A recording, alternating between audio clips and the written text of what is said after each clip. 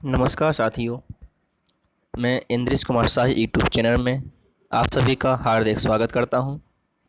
आज हम पढ़ेंगे डीएलएड थर्ड सेम अध्याय 6 मैथ है। हमारा मैथ का चैप्टर था अध्याय 6 लघु गुणक की जानकारी और घातांक के लघु गुणक तथा उसका विलोम। मतलब हम इस टॉपिक में लघु गुणक के बारे में पढ़ेंगे, अर्थात लॉग के मान, लॉग को हल करेंगे।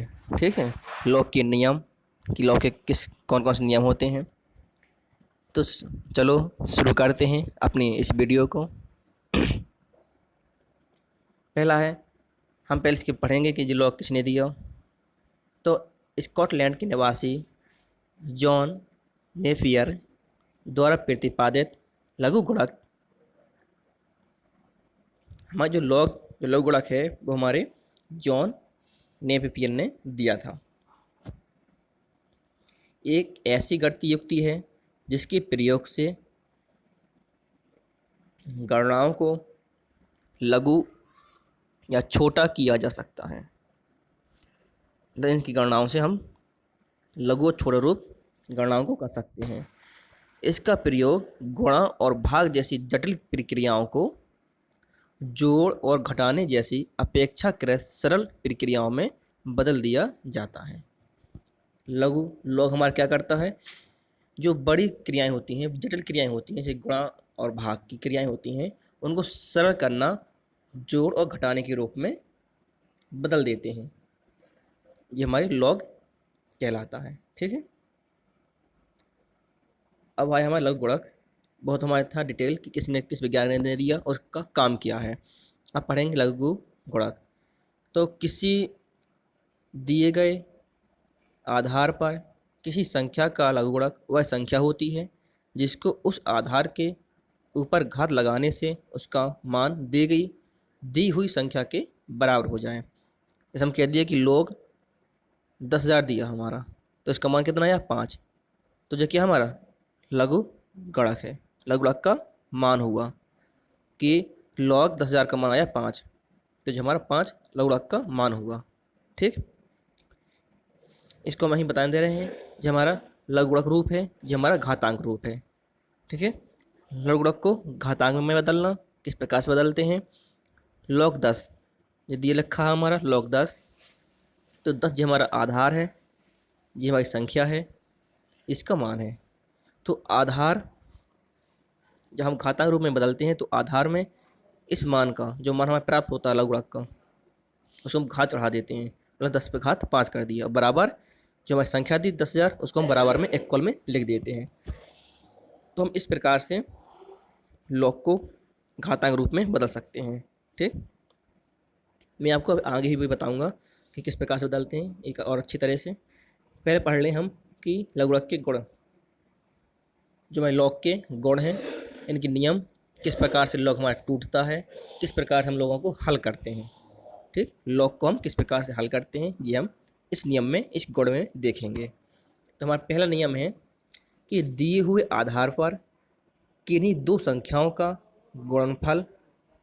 ठीक है, मतलब कोई आधार होगा, उन आधारों में किन्हीं दो संख्याओं का हम गुणनफल करेंगे, फिर हम उसका हम क्या कर लेंगे, लघु गुणक लेंगे, उन गुणनफलों का लघु गुणक।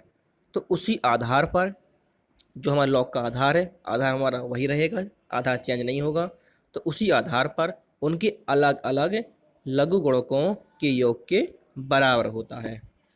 अर्थात जब हम देखते हैं, जब मैं दिया लॉग एम एन, ठीक है, इसका आधार हमारा ए दिया गया है, ये हमारा आधार है ए, ये हमारी संख्या है एम एन। तो एम एन हमारा क्या है, गुणा के रूप में है। जब इसको तोड़ेंगे तो हमारा टूटेगा log m plus log n. ठीक, ये हमारा इम्पोर्टेंट है, तो इसको हमें सीखना है। ठीक, अब हम देखेंगे दूसरा नियम हमारा क्या कहता है कि दिए हुए आधार पर किन्हीं दो संख्याओं का लघु गुणक उसी आधार पर अंश के लघु गुणक और हर के लघु गुणक के अंतर के बराबर होता है। तो इस हमारे दूसरा नियम कहता है कि यदि हमारा लॉग एम बटे एन दिया गया है, मतलब भाग के रूप में दिया गया है लॉग, तो इसको तोड़ेंगे तो हमारा टूटेगा लॉग एम। पहले हम किसको लिखेंगे, अंश को लिखेंगे, log m minus log n. तो भाग में हम क्या करते हैं, माइनस करते हैं, और गुणा में जोड़ते हैं, प्लस का चिन्ह लगाते हैं। ठीक, तो हमारा ये टूटेगा लॉग एम बटे एन बराबर log m minus log n. ठीक, ये हमारा नियम है। अब हमारा सेकेंड थर्ड नियम आता है, नियम नंबर तीसरा। इसमें देखेंगे कि दिए हुए आधार पर किसी दी हुई संख्या की घात का लघु गुणक उस घात तथा समान आधार पर युक्त संख्या का लघु गुणक के गुणनफल के बराबर होता है। इसका कहने का मतलब ये था कि यदि हमारा लॉग घात के रूप में दिया है, जैसे दिया है लॉग एम पे घात एन, इस प्रकार से हमारा कोई सवाल दिया है, इसको हमें हल करना है तो क्या करेंगे, जो हमारा घात है वो हमारी घात आगे आ जाती है, तो एन लॉग एम, एन हमारा आगे आ जाता है और लॉग एम हमारा लास्ट में रहता है। ठीक, गुणा के रूप में, तो घात हमारी आगे आ जाती है और गुणा में का निशान लग जाता है। ठीक, तो हमारा नियम बनता है लॉग एम पे घात एन का होता है बराबर एन गुणा लॉग एम। ठीक, अब हमारा चौथा नियम है, किसी आधार पर एक का लघु गुणक सदैव शून्य होता है। यदि हमारा किसी भी आधार हो, कोई भी आधार दिया गया हो, जैसे हमारे आधार ए दिया है, आधार कोई भी हो, यदि संख्या हमारी एक है तो उसका मान हमारा 0 होगा। ठीक, इस प्रकार से हमारा पांचवा नियम है, किसी संख्या का उसी आधार पर लघु गुणक सदैव 1 होता है। इस नियम का कहने का मतलब है, यदि हमारे लॉग का आधार और संख्या दोनों बराबर हैं तो हमारा उसका मान सदैव 1 आएगा। जैसे हमारा दिया है यहाँ पर लॉग ए हमारा आधार है और ए हमारी संख्या है, तो उसका मान हमारा कितना आया, 1 आया। तो यहाँ पर कुछ भी हो सकता है, जैसे मान लें हम कि लॉग 10 हो गया, तो इसका मान 1 आएगा, मतलब इसका आधा और संख्या दोनों बराबर हैं। ठीक, इस प्रकार से ये हमारा पांचवा नियम हुआ। एक हमारा नोट भी है, जिस नोट हमें याद रखना है, कभी कभी इस नोट के आधार पर ये सवाल आ जाते हैं। जैसे मैं दिया है लॉग बी एक्स, जब इसको तोड़ेंगे तो हमारा आएगा लॉग वी ए गुणा लॉग ए एक्स। इस प्रकार से हमारा ये सवाल होता है, नियम होता है। हम पढ़ेंगे पूर्णांश, कि पूर्णांश कैसे निकालते हैं और पूर्णांश निकालने का नियम क्या है। तो हम पढ़ेंगे पूर्णांश के बारे में। यदि किसी दी हुई संख्या में दशमलव से पूर्व अंकों की संख्या n है तो कुल अंकों की संख्या से 1 घटा देते हैं तो प्राप्त संख्या हमारी पूर्णांश कहलाती है। इसका मतलब ये है, यदि हमारे दशमलव के पहले जितने भी अंक दिए हैं उससे एक कम हमारा पूर्णांश होता है। ठीक, क्या होता है, पूर्णांश होता है, मतलब पूर्णांश हमारा एक कम होता है और संख्या हमारे पूर्णांश से एक अधिक होती है। ये हमें ध्यान देना है, सवालों में ये पूछ लिया जाता है कि इसमें पूर्णांश कितना है और संख्या कितनी है, मतलब संख्या की अंकों की संख्या कितनी है। यदि हमारे अंकों की संख्या दशमलव के पहले यदि 3 है तो हमारा पूर्णांश 2 होगा। चलो हम देखते हैं एग्जाम्पल के माध्यम से, आपको बहुत समझ में आएगा। जैसे हमारा पहला एग्जाम्पल दिया है 548.6, ये दिया गया है 548.6। इसमें हमें पूर्णांश ज्ञात करना है, ये हमारा पूर्णांश है। तो हम पूर्णांश कैसे ज्ञात करेंगे, हम पहले देखेंगे कि दशमलव के पहले कितने अंक हैं। अंकों की संख्या कितनी है, 3। 548 में जहाँ पूरी संख्या है और इसमें अंकों की संख्या कितनी है, 3, 5, 4, 8, तो इसमें हमारे कितनी हुई, 3 अंक हुए। ठीक है, कितने अंक हुए, 3 अंक। ये हमें ध्यान से को समझना है कि इसमें हमें 3 अंक हुए, तो हमारा पूर्णांक जो होता है एक कम होता है, तो मतलब होता है n-1। ये हमारा सूत्र होता है पूर्णांक निकालने का। हमारे इसमें अंकों की संख्या कितनी है, 3 है, तो हम लिखेंगे 3 - 1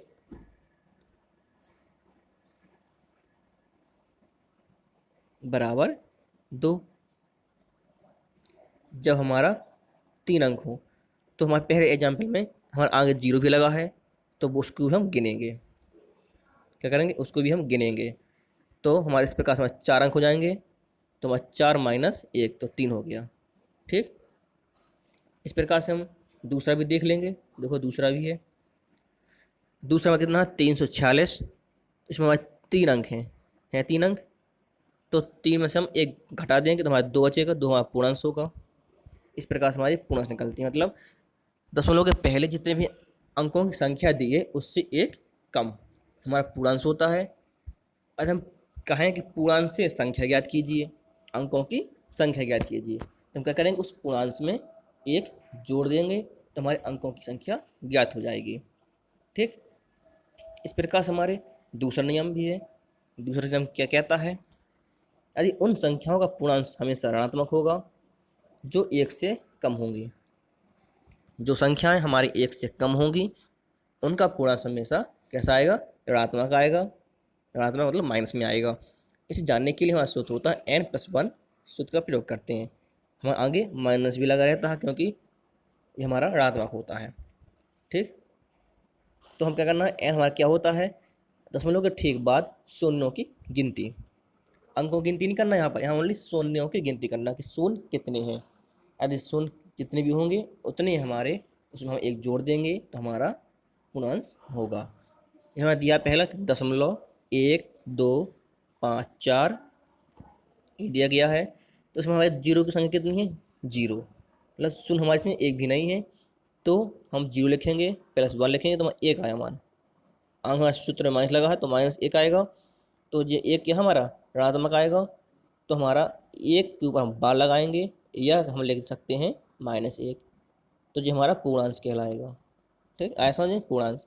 इसमें हमें शून्यों की गिनती करनी है दशमलव के ठीक बाद में, पहले की नहीं बाद की करना है। जैसे हमारा दूसरा एग्जाम्पल दिया है 0.0123। ठीक, इसमें हमारे 0 कितने हैं, 1 0 है। कितना 0 है, 1 0। तो इसमें एक में एक जोड़ देंगे तो 2 हो जाएगा।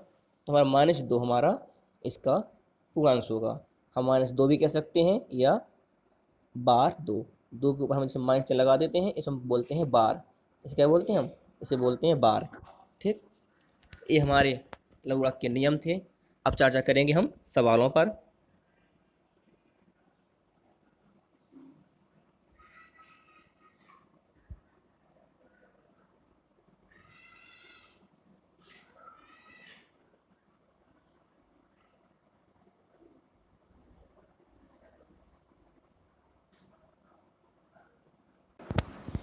अब हम चर्चा करेंगे सवालों पर कि इनके सवाल कैसे हल करते हैं और इनके लॉग के मान कैसे ज्ञात करते हैं।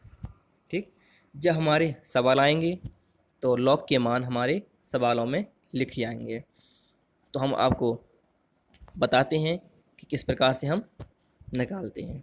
ठीक, हम इसमें यही बताएंगे यदि मान नहीं दिए हैं, जब हमारे पेपर में सवाल आएंगे लॉग के तो उसमें मान दिए गए होंगे तो कोई दिक्कत नहीं है।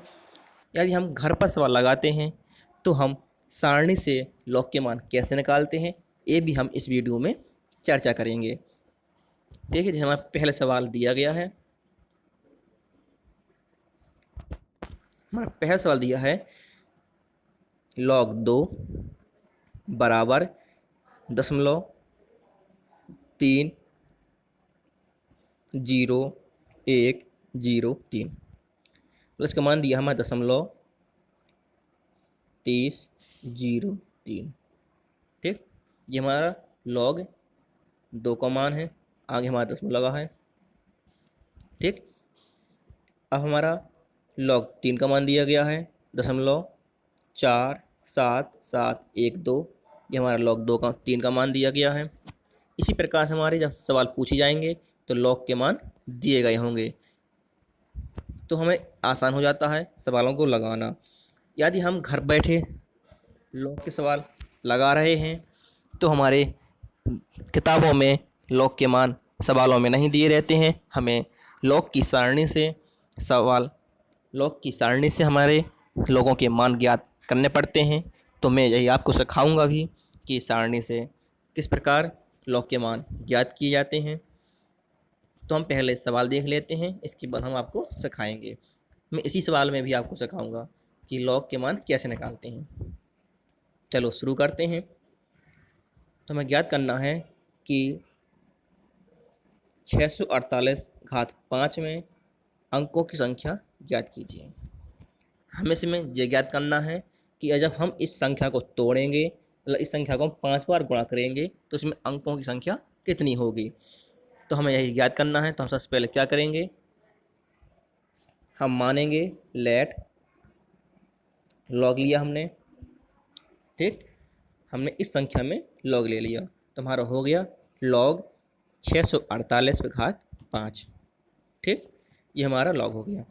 तो हमने अभी आपको शुद्ध बताया था, जब हमारी किसी लॉग में घात लिखी हो तो घात का क्या होता है। देखो मैंने पापा के बगल में उस नियम को भी लिखा है कि लॉग एम पे घात एन, यही इसका रूप है। देखो आप, लॉग एम एन, ठीक है।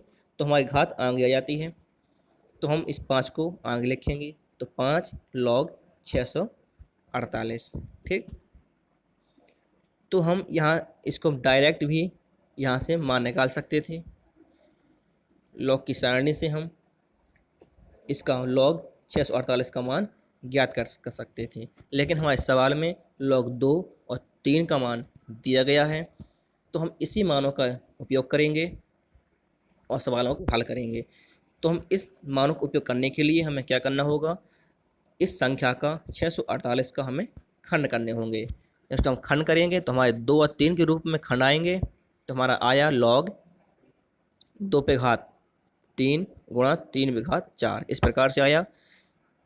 तो हम क्या करेंगे, इसको भी तोड़ेंगे। देखो इस नियम से, गुणा के नियम से तोड़ेंगे पहले, फिर हमारा गुणा लगा है, घात हमारी बाद में है, तो हम पहले गुणा को तोड़ेंगे, तो हमारा आएगा 5, बड़ा कोष्ठ लगाएंगे, लॉग 2 पे घात 3 प्लस लॉग 3 पे घात 4। इस गुणा को हमने तोड़ लिया, हमने नियम भी लिख दिया हमें बगल में, ठीक। अब क्या करेंगे, अब हम इस घात को तोड़ेंगे, तो हमारा क्या आएगा 5, बड़ा कोष्ठ लगाएंगे, 3 लॉग 2, ये घात हमारी क्या आ जाएगी, आगे आ जाएगी। तो इस प्रकार हमारी 4 भी घात आगे आएगी, तो होगा प्लस 4 लॉग 3, ठीक। अब हमारे लॉग 2 का मान दिया गया है, लॉग 3 का मान हमारे सवाल में दिया गया है। कहाँ पर दिया गया है, सवाल में। ये दिया गया हमारे लॉग और लॉग 3 के मान, तो ये मान हम यहाँ पर रख देंगे, इनके स्थानों पर मान धर देंगे। पहले इसका गुणा करा लेंगे, दोनों का इतना आया, इसको जोड़ देंगे, फिर हम इसका हम गुणा कर लेंगे।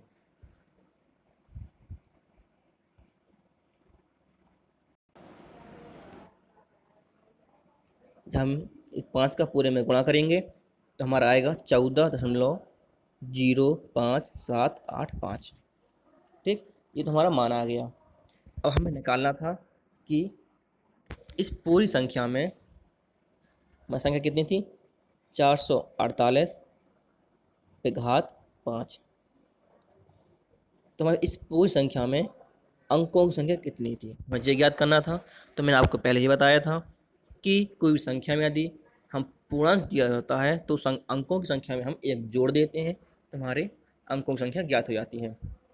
और अंकों की संख्या से पूर्णांश ज्ञात करना होता है तो हम एक घटा देते हैं। यहाँ पर हमारा कितना, 14, ये हमारा पूर्णांश है। और दशमलव के बाद हमारे अपूर्णांश होते हैं, आपको मैंने बताया था। तो हमारे 14 हमारा क्या है, पूर्णांश है। अब हमें पूर्णांश से अंकों की संख्या ज्ञात करनी है, तो हम एक जोड़ देंगे, तो हमारा आएगा 15। तो 15 हमारा आंसर होगा कि अंकों की संख्या हमारी 15 होगी। मतलब इस सवाल में हम इसका 5 बार गुणा करेंगे तो हमारी अंकों की संख्या 1 2 इसमें 3 है, इस प्रकार से हमारी 15 हमारी अंकों की संख्या आएगी, ठीक। ये हमारा सवाल यहाँ पर पहला समाप्त हुआ। अब मैं आपको बता रहा हूँ कि इसके मान कैसे देखे जाते हैं। जैसे हम कह दें कि लॉग 2 का मान देखिए सारणी से, अभी तो हमारे सवाल में दिया था, अलग हमें सारणी से देखना है कि लॉग 2 का मान। जब लॉग 2 का मान देखते हैं तो हमारे इसमें एक ही अंक है और हमें सारणी में हमें कम से कम 3 अंकों की पड़ती ही ज़रूरत। तो इसमें हम 2 जीरो अपने मन से बढ़ा लेंगे, तो हमारा हो जाएगा 200। तो देखना का नियम होता है कि 20 के सामने देखेंगे सारणी में, 20 के सामने और 0 के नीचे। चलो आपको मैं सारणी में दिखाता हूँ उसका मान। मैंने इस PDF के नीचे आपको सारणी भी दी गई है, देखो ये सारणी भी है, ठीक है। ये हमारे किसकी सारणी है, लघु गुणक की सारणी है। ये हमारे मान दिए गए हैं 10, 11, 12, ये हमारे पूरे 99 तक मान दिए जाते हैं। ये हमारे 0, 1, 2, 3 हमारे अंक दिए गए हैं। ये हमारी जो दोबारा से गिनती लिखी हुई है, ये हमारी अंतर पे देखे जाते हैं। यदि हमारी किसी संख्या में 4 अंक आ जाते हैं तो ये जब काम में आते हैं 4 अंकों में। तो हमारा अभी हमारे 3 अंक थे, 2 दिया गया था, हमारे 2 का मान निकालना था, हमें लॉग 2 का मान निकालना था। इसमें 1 अंक में अंक होता नहीं है, इसलिए हमने 2 अंक और बढ़ा लिए। तो हम देखेंगे 0 के सामने क्या करेंगे, हम करेंगे इसका 20 के सामने देखें, देखो हमारे 20 जी लिखा हुआ है, तो 20 के हम सामने देखेंगे और 0 के नीचे, तो ये हमारा 0 है। देखो 0 से गिनती लिखी हुई है, 0, 1, 2, 3, 4, तो हमें 0 के नीचे देखना है। तो 0 के नीचे हमारी ये लाइन है, ठीक है, ये हमारी 0 की लाइन है। तो हमारा 20 के सामने 0 के नीचे हमारा 30, 10, तो हमारा जी हमारा 30 क्या होगा, लॉग 2 का मान होगा, कितना, 30, 10, ठीक है।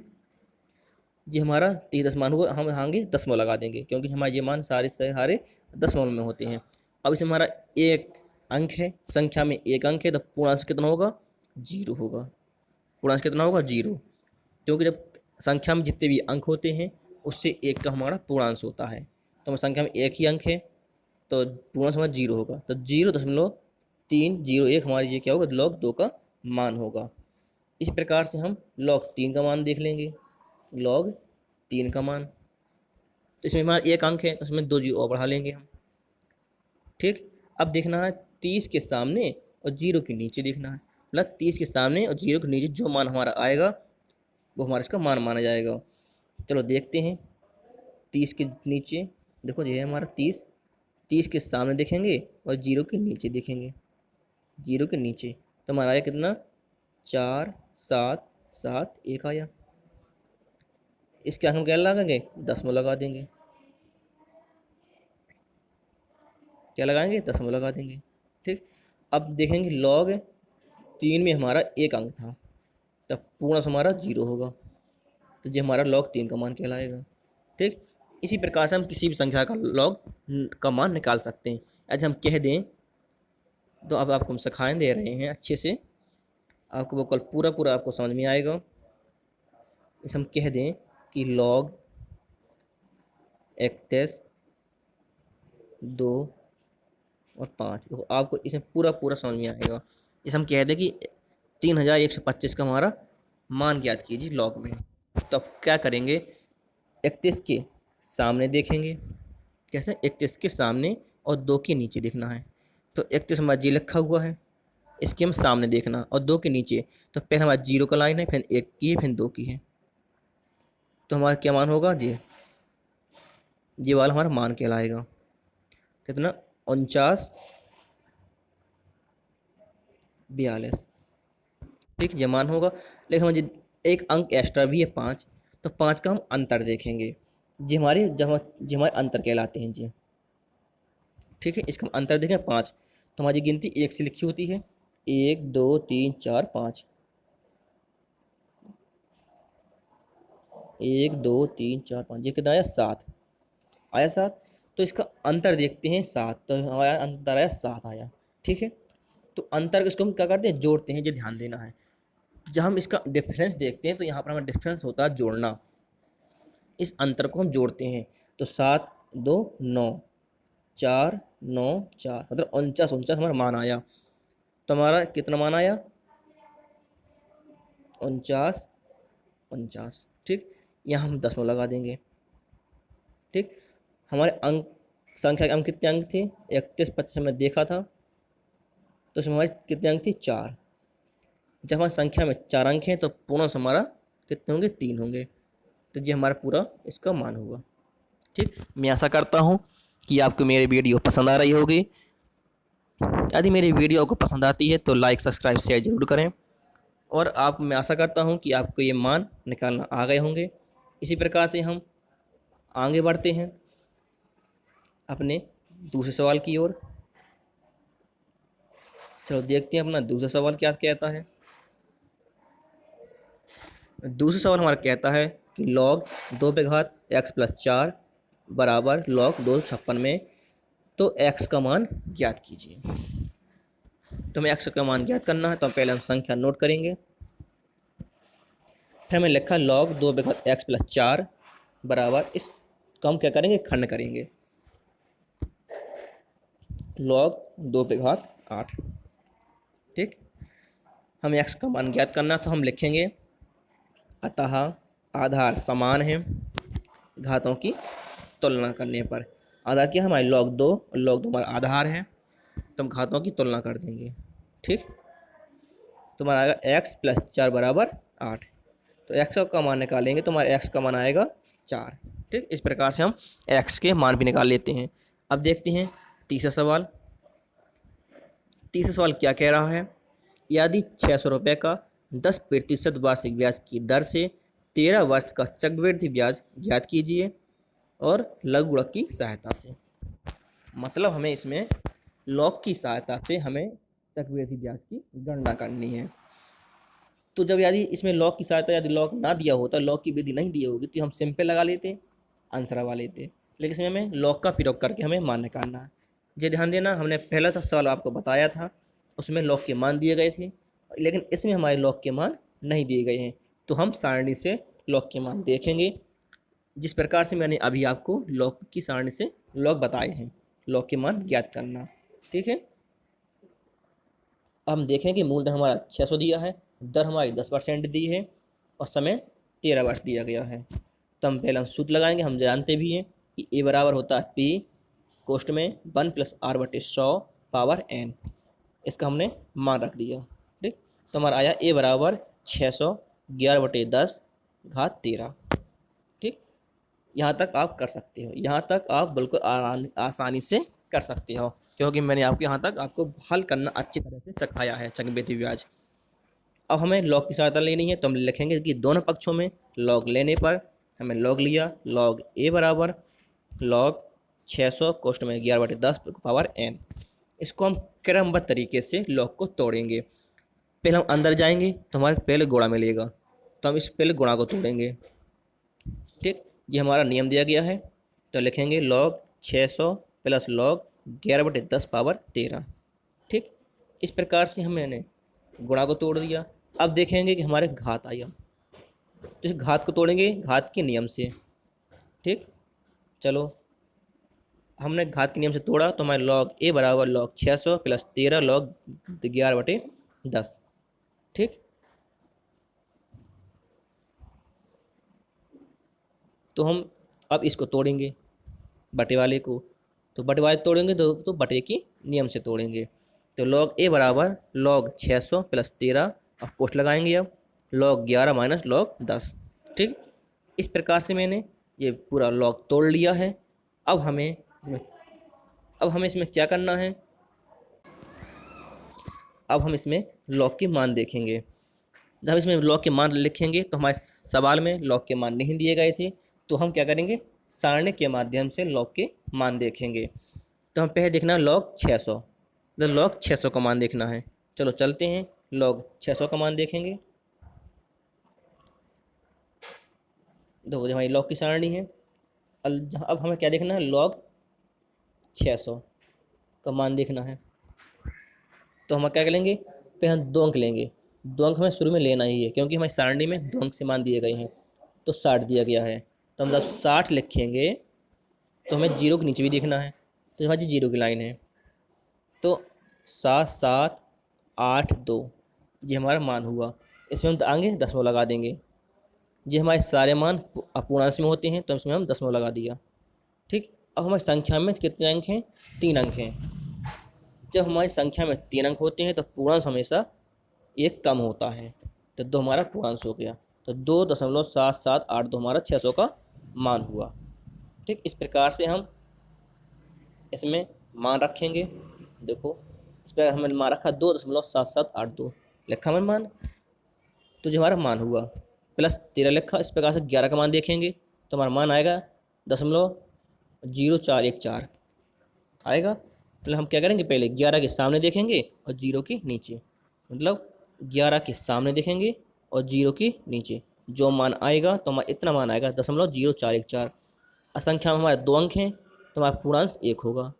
तो इस प्रकार से हमारे मान हो गए, ठीक। और log 10 का मान 1 होता है, हमने log 10 का मान 1 लिख दिया, ठीक। अब इसको कोई दिक्कत नहीं है, अब हम आसानी से कैलकुलेशन कर सकते हैं। तो 2.7782 प्लस 13 गुणा, इसको हम क्या करेंगे, घटाएंगे, घटाएंगे हमें इतना प्राप्त हुआ, फिर गुणा करेंगे, फिर दोनों को जोड़ देंगे तो हमारा आया 3.3146, ठीक। अब हम यहाँ पर क्या लेते हैं, अब हम यहाँ पर एंटी लॉग लेते हैं। क्या लेते हैं, एंटी लॉग, मतलब लॉग का उल्टा एंटी लॉग होता है। तो एंटी लॉग से हमारे सही मान आ जाते हैं, ठीक है। तो हम देखना है अब इसका एंटी लॉग। अब इसका हम इतने का एंटी लॉग देखेंगे, क्योंकि ये 3 क्या हमारा पूर्णांश से, एंटी लॉग हम अपने अपूर्णांश से देखते हैं। तो हमारा पहले हमारे 0.3164 दिया है तो इसमें क्या देखेंगे, जो हमारा दशमलव लगा है तो 0.31 के सामने देखेंगे, 6 के नीचे देखेंगे और 4 का अंतर देखेंगे। अब चलते हैं हम एंटी लॉग की सारणी में। जो हमारी पहली सारणी थी वो हमारी लॉग की सारणी थी और दूसरी सारणी हमारी एंटी लॉग की है। तो हमारा एंटी लॉग ये दिया गया है, ठीक है। एंटी लॉग की हमारी सारणी ये दी गई है। तो हम एंटी लॉग में चलेंगे 60। हमारा मान कितना था, मान देख लेते हैं एक बार। हमारा था 3164। चलो 3164 पे चलते हैं, 6164। चलो हमारा था 0.6164, ठीक है, हमारा मान था। अब देखेंगे 0.31 के सामने, तो जो लगा हमारा 0.31 के सामने 6 के नीचे देखें तो 1 2 0 से हमें शुरू होता है, तो 0 1 2 3 4 5 6, तो इसका हमारा नीचे जी हुआ 0.31 के सामने 0 6 के नीचे हमारा आया 20.72, 20.72 नहीं सॉरी 70, कितना है 70 है, तो हमारा क्या है 70 है, ठीक है।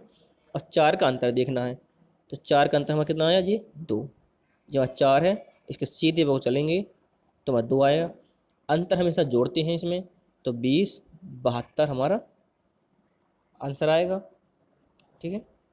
चलो हम देखते हैं 20.72 हमारा आंसर होगा। देखो आया हमारा log 20.72 आया, ठीक। अब पूर्णांश हमारा कितना 3 है पूर्णांश।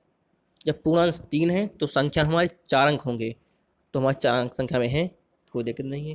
अगर 4 अंक नहीं होते, 3 अंक होते तो हम एक 0 बढ़ा लेते, तो हम 4 अंक बना लेते, ठीक है। अब हम इसकी तुलना कर देंगे तो हमारा ए का मान आएगा 20.72। ए क्या हमारा मिश्रधन था, सूत्र लगाएंगे ब्याज का तो हमारा ब्याज आ जाएगा, ठीक। इस प्रकार हमारा आंसर हो गया। मैं आशा करता हूँ तो मेरी वीडियो आपको पसंद आई होगी। इस प्रकार से लॉग निकाले जाते हैं। यदि आपको लॉग निकालने के मान आपको समझ में नहीं आए हैं तो आप मेरे कमेंट बॉक्स में कमेंट करके पूछ सकते हैं। अब चलते हैं अगले सवाल की ओर। हमारा अगला सवाल क्या कहता है, यदि 5/3 बराबर 125 है तो लघुगणक का रूप ज्ञात कीजिए। जो हमारे घातांक रूप में दिया गया है, इसको हमें लघु के लॉग के रूप में लिखना है। तो किस प्रकार से लिखते हैं ये देखना है। पहले हम लॉग लिखेंगे, जो हमारी 5 संख्या है तो हम इसके आधार में लिखेंगे 5, ठीक। आधार में 5 लिख दिया। और जो 125 हमारे संख्या है, इसका मान निकला था, तो हमारी संख्या 105 लिखेंगे, कितना 125 बराबर 3, 3 हमारी घात है, तो हम लिखेंगे log 5 125 बराबर 3। इस प्रकार से हम घातांक को log के रूप में लिखते हैं। और log को घातांक रूप में कैसे लिखना है, इसको जस्ट उल्टा करना है। तो 2 हमारी क्या थी, घात थी, जिन 3 हमारा आधार है, तो 3 पे घात 2 बराबर 9, जब हमारी संख्या है 9 तो बराबर में 9 लिख देंगे। इस प्रकार से हमारे घातांक रूप भी इस प्रकार से आप लिख सकते हो। तो यहाँ पर हमारी वीडियो समाप्त होती है। मैं आशा करता हूँ कि मेरी वीडियो आपको समझ में आई होगी। और लॉग निकालना इस सारणी के माध्यम से लॉग कैसे निकालते हैं वो भी मैंने आपको सिखा दिया है। हमेशा हम 2 अंक में देखते हैं, हमारे सारे मान 2 अंक में दिए हैं। यदि हमारे 1 अंक दिया होता तो हम 0 बढ़ा लेते हैं। तो फिर जो हमारा अंक बनता है तो हम उसके सामने देखते हैं, फिर जो तीसरे अंक लिखा होता है, जो संख्या तीसरे अंक में लिखी होती है उसके नीचे देखते हैं। और यदि चौथी संख्या लिखी है 1 से 9 तक कहीं भी चौथी संख्या लिखी है तो उसका हम अंतर देखते हैं, उसी के सामने वाला। जितना मान अंतर में आता है वो संख्या में जोड़ देते हैं, तो हमारा लॉग का मान ज्ञात हो जाता है। ठीक, जो हमारे लॉग में मान निकलता है वो हमारा अपूर्णांक के रूप में निकलता है, हम दशमलव लगा देते हैं, बाकी बाद में हम अंक लिखते हैं। ठीक है, क्या करते हैं उसमें हम दशमलव लगा देते हैं, इसमें यह इतना अंक दिया गया है तो हम दशमलव लगा देते हैं। ये हमारा पूरा क्या कहलाता है, अपूर्णांक कहलाता है। और जितना हमारा पूर्णांक दिया होता है उससे हमारा एक ज़्यादा हमारा अंक होता है संख्या में। ठीक है, तो हमारे पास पूर्णांक करना है तो संख्या में जितने भी अंक दिए होंगे उससे एक कम हमारा पूर्णांक होता है। माना कि हम कैद संख्या में 3 अंक हैं तो पूर्णांक हमारा 2 होगा। तो इस प्रकार से हमारे लॉग के मान निकलते हैं। ठीक, मैं आशा करता हूँ कि आपको मेरी वीडियो पसंद आई होगी। यदि आपको लॉग फॉर्मूले नहीं आए होंगे तो आप मेरे कमेंट बॉक्स में कमेंट कर सकते हैं और मुझसे पूछ सकते हैं। यदि आपको हमारी वीडियो पसंद आती है तो हमारी वीडियो को लाइक सब्सक्राइब शेयर ज़रूर करें। मेरी मुलाकात अगली वीडियो में फिर होगी, तब तक के लिए नमस्कार।